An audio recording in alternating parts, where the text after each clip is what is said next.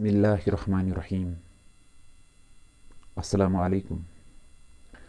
I have come up with an important theme, with an important subject today, and though it may mostly fall in the interest of the students who are pursuing their education, but on the whole, a student is not only the one who studies in a particular institution or who pursues his education formally. You can be a student at home, in the street, and at any place, in the market and in the coffee shop, everywhere. You don't have to be, you are not bound to learn it in a specific environment. You are free to learn it wherever you wish.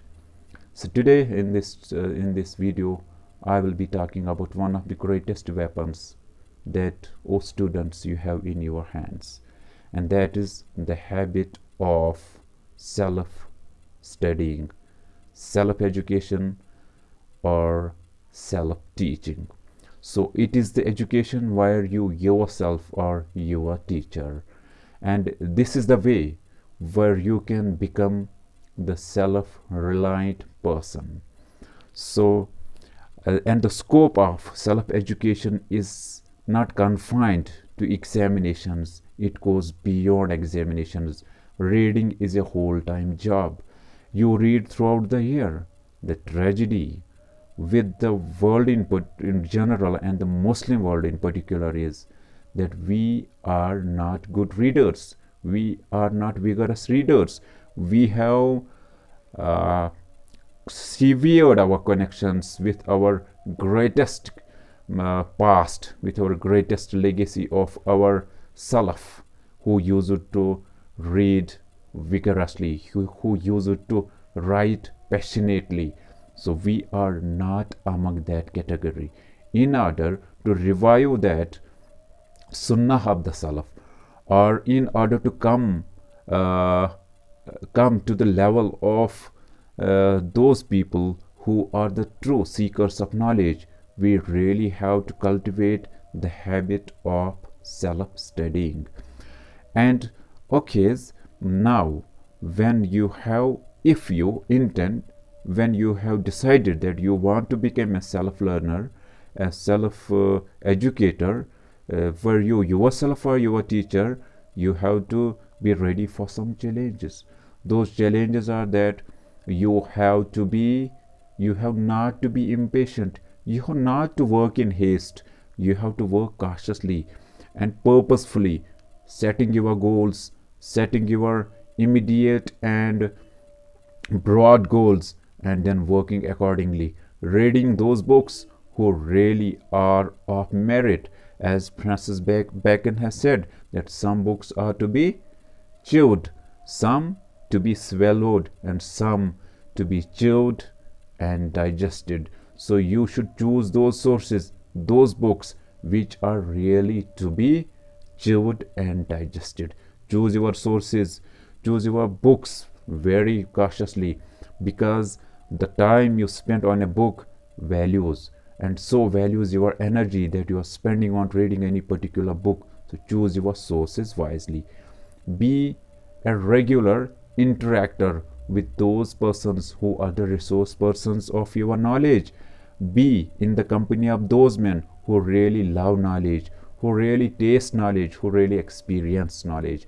And yes, what is self-education going to do for you? First important thing, it's for sure making you a self-reliant person, an independent person. You mostly not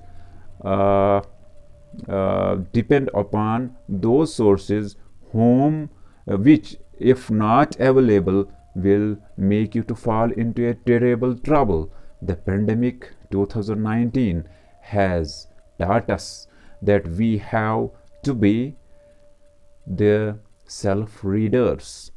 You may lose your connection. The connections may be severed. The connections may be cut short, and you will be facing a teacherless education. So at that point of time, what lies in your capacity? It is you should have a text with you. You should be able to read in all sorts of troubles and calamities and pandemics. You have to develop that mindset, that you have to be the one who is with tough mindset and a very strong psychology. And this self study will raise your self esteem, your morale. It will help to uh, channelize your potential, locate your competencies, locate your strengths, locate your weaknesses as well. Everything is very important. We have to know our weaknesses, we have to know our areas of strength. It will only be possible when you will be resorting to self studying, becoming a good reader, becoming a vigorous reader, reading as much as you can, but reading the quality, not the quantity. What matters is what you read, not how much you have read. So these are this is really important. If you really want to be the self teacher, if you really want to be to get excellence in life, not running after few temporary goals, if you really want to get into an ocean of knowledge, then you should know how to dive and how to pick up the gems out of the sea, out of the ocean.